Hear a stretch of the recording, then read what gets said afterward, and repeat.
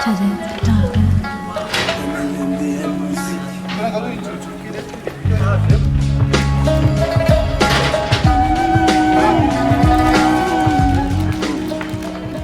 tamatadinao ma sahoana zay raha Savainga, savabe.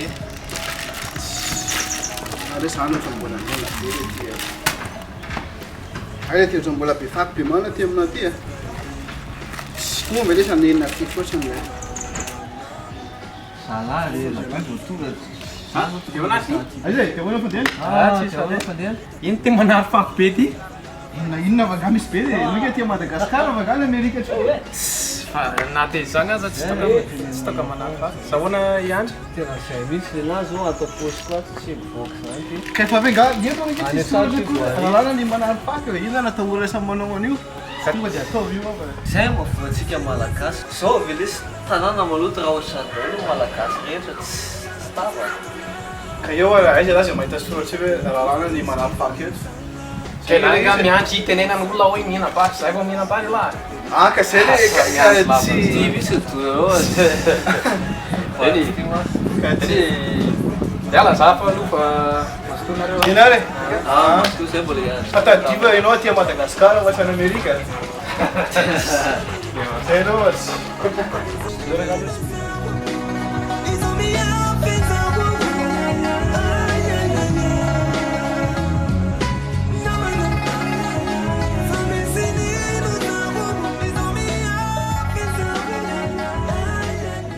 Inona ny eritreretan'ny toko momba ny olona manary fako eny an-dalana?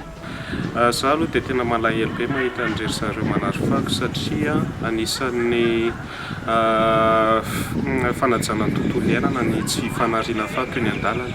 Dia eritrereto hoe ianao mahita olona hoe manary fako eny an-dalana dia mba ahoana ny eritreritrao na ohatra hoe ao an-tranonao ny ariana ny fako fa tsy any amin'ny dabapako. Dia ny vahaolana tsapako izao raha ny olona iray raha olona iray tia hanary ny fakony dia tokony ataony ao anaty paosiny aloha dia rehefa tonga ny an-tranona rehefa mahita dabapako dia any amin'ny toerana iny izy manary azy satria zany ampianarina izao ny hoe tokony hanaja ny tontolo iainana tany ampianarana dia anisany hoe mandray anjara amin'ny fanajana ny tontolo iainana ihany koa ny tsy fanariana fako eny an-dalana eny.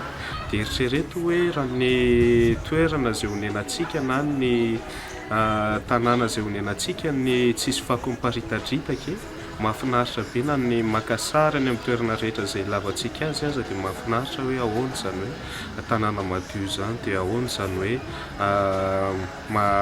manampy amin'ny fiarovana ny tontolo iainana ihany koa isika. Saotra toky.